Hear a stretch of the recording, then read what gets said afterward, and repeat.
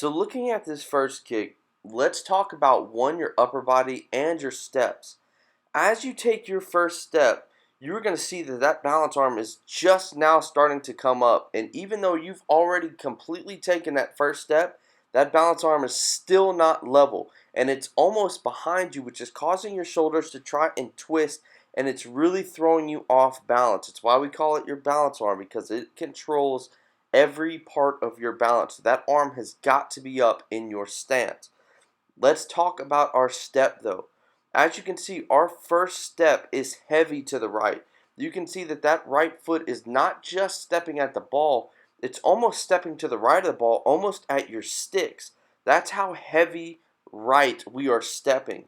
You need to remember that we are not trying to attack the ball, and that is one of the biggest concepts that your brain was having trouble grasping, and it's something that a lot of young kickers have a hard time with. We are attacking our plant spot, not the ball. And when our brain is so focused on the sweet spot of that football, our brain is subconsciously telling our body, we're trying to get to the ball, we're trying to get to the ball. And it leads to us jamming ourselves in a very heavy way. So we have got to make sure that our first step is not to the right or at our ball, it's almost at our plant. So it's definitely the first thing we need to work on. Now, as we go into the second step, you can see how out of control your upper body is with that balance arm shooting way behind us. This is really showing how important that balance arm being up in the beginning is. And when it's not, you can see how out of control our body gets. We end up trying to go too fast and try and kick too hard. And our shoulders, our hips are all types of twisted up in our approach. The other thing is because our first step took us to the right, now we're having to go way back to our plant, making us jump at our plant spot. You can see that you get airborne on your second step, and this is going to lead to a lot of inconsistencies, and it takes away all of our power. And you're going to see this from the side angle, but anytime you get airborne like this, and you can again see how twisted up your hips already are, and it comes from you trying to swing your leg before your plant touches the ground. Remember, we are gripping that turf and pulling our leg through. But if we get airborne, there's no way to grip that turf. All we end up doing is landing, and our body is collapsing into that plant leg because it's trying to catch all of that body weight. So you're going to see it's going to plant, and your whole body is going to go down into itself, crunching and jamming itself. The other thing is we're never going to be able to land in the same spot every single time or be consistent with our plant if we are getting airborne. There's just no way you're going to land in the perfect plant spot. And you're going to see here, because we jumped at our plant spot, we land very, very close to our ball, jamming ourselves very heavy, making it impossible for our leg to lock out and strike this ball clean. And as we swing our leg, you're going to see we are so jammed. You're going to see that body collapse. But most importantly, you are going to see that we are forced to snap our knee. And at contact, our knee is very, very bent, which again takes away all of our power. If your knee is bent, and again, you can try this right now as you're watching this film, bend your knee and try and flex your big muscles like your quad and your hamstring. If your knee is bent, it is physically impossible to do so. And that's everything when we talk about technique. So because our knee is bent and because our body is collapsing over itself, now all of our power is completely diminished. It has shot through that plant leg into the ground to catch our body, and we are left kicking with a noodle of a leg and snapping our knee. To make matters worse, our foot opens up real wide and real open so that it's almost becoming more of a soccer pass than it is a football kick. And so when we're trying to kick this ball, our foot is slightly going to be tilted to where we are hitting right off the bone on the inside of that foot, where the inside flat part of our foot meets the top flat part of our foot.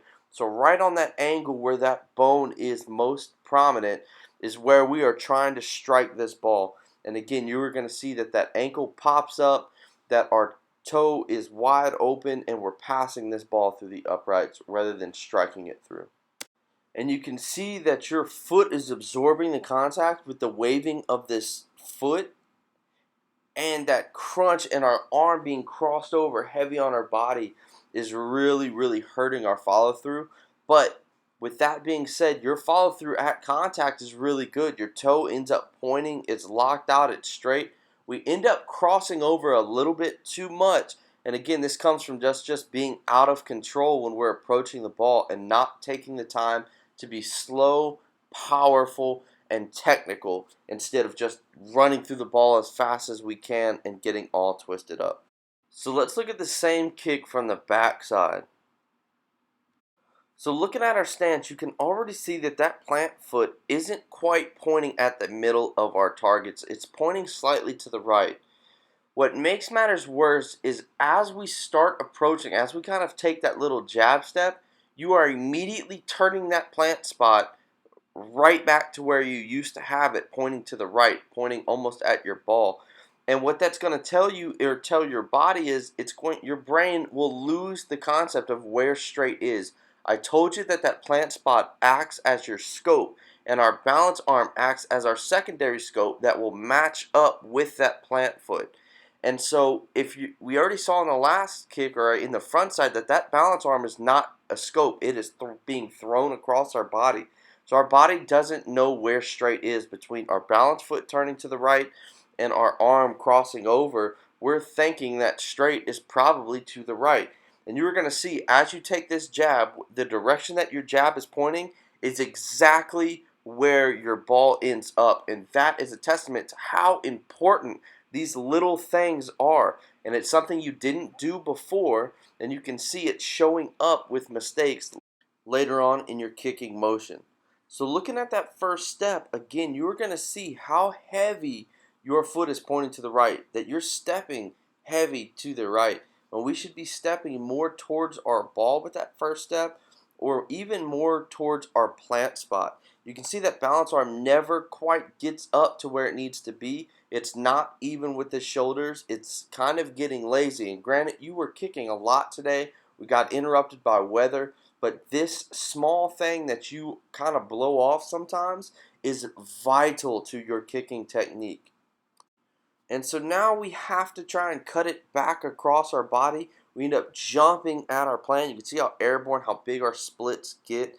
You land very, very close to your ball. And again, anytime we land close to our ball from an airborne spot, we're going to collapse down into ourselves. Our knee has completely bent at contact, and we end up striking the ball with the toe popping up. We're hitting it on the inside of our foot. But again, watch where this ball goes. It finishes exactly where your plant spot was pointed. So we ended up actually hitting the ball miraculously pretty straight compared to where our plant ended up pointing.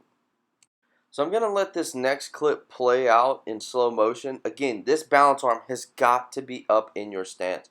Your first step takes you to the right, but this balance arm shoots so far behind you. It twists your body up so much as we are jumping at the ball. It comes down low and finishes way up tall. You do a good job of stopping it from crossing over, but it's just throwing you off so much in your balance, and it's the reason why we finish so twisted up in our leg swing, and it really confuses our brain, and we lose all bits of accuracy that we would have. So we have got to make sure we are cleaning up, starting with that balance arm being straight up.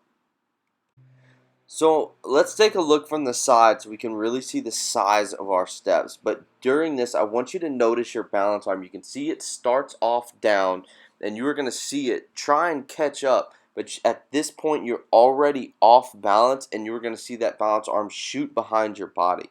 But looking at the actual size of your first step, you take a pretty decent step. You can see yourself pulling your body through with this size step. The problem is we have to make sure that our first step and our second step are of equal size. Our goal is to have two equal small, compact steps. Remember, small steps equal big kicks because we can pull with those muscles and grip that turf and rip our hips through.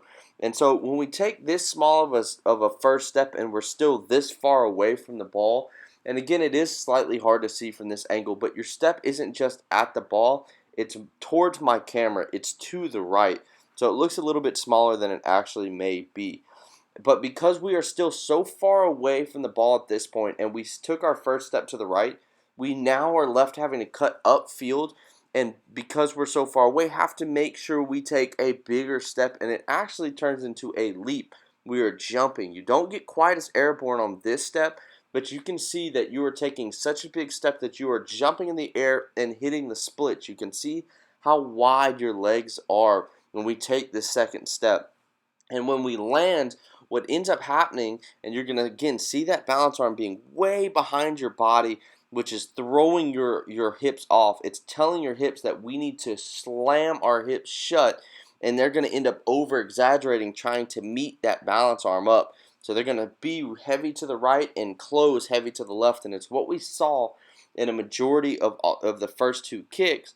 And so that's going to be continued in this kick as well. So that balance arm has got to make sure it stays square with our chest and level with our shoulders. And it goes from straight out sideways, parallel to our shoulders, and finishes directly in front of us to where our middle finger is pointing directly at our target. But again, getting back to this big step, when we land, our body again collapses down into itself, and we are jammed. Our plant foot is so close to this ball that we are left swinging a noodle of a leg. Our knee is bent at contact. You can see we are collapsed and crunched into it. That balance arm shoots across our body, and our hips slam shut trying to meet where that balance arm originally was behind us, and it has a heavy, heavy crossover. So we have to make sure that our steps are two small, equally sized, compact steps, and that our balance arm is in sync with our hips. Our shoulders are going to tell our hips where to go. Our hips are going to tell our feet where to go. And so if anything is out of whack, they end up trying to overcorrect themselves, and it leads to major issues, especially not just in power, but most importantly, accuracy. So on those last three kicks that we just showed, our plant foot was way too close to the ball, and we ended up having our toe pop up, and we ended up pushing the kick slightly to the right. And so kind of like a soccer pass. But what you're going to see is that this next kick, we end up hooking the kick to the left, which is different from the first three kicks. And yet, it's not because our plant foot was too wide. We're still way too close with this plant spot. So the plant spot being too close doesn't indicate whether you miss right or left. It just is going to indicate that basically you're not going to be able to hit the ball where you want it. And so on this kick, you're going to see that your toe actually makes contact with the ball before. The foot actually wraps around the ball, and it's hitting the right side of the football, shooting the ball to the left. So let's look at this kick. I'm going to let it play out. So you do a much better job of having that balance arm out there already. It looks strong. It looks solid. We just need to make sure we are keeping that focus. We still make the mistake, however. Our plant foot looks good so far, but our first step is going directly at that ball. We end up shooting that balance arm anyways behind us. We have to make sure we stay under control. We have a huge, huge jump at this ball, and you are going to see that because we jump and we end up jamming ourselves way too close, that the foot actually hits the right side of the football at contact. Again, the foot's going to wave because it's absorbing the contact. And again, we are crunching down into the kick. We try and do a good job of holding up our balance arm. But again, because that balance arm was so far behind our body in our approach, we finished extremely twisted up. We're almost facing backwards. Our back is almost to the goal. We are so twisted up. And it comes from that balance arm being out of control. We have to make sure that that balance arm is strong. And again, obviously you picked your head up because you knew you could feel that it felt off when you made that contact.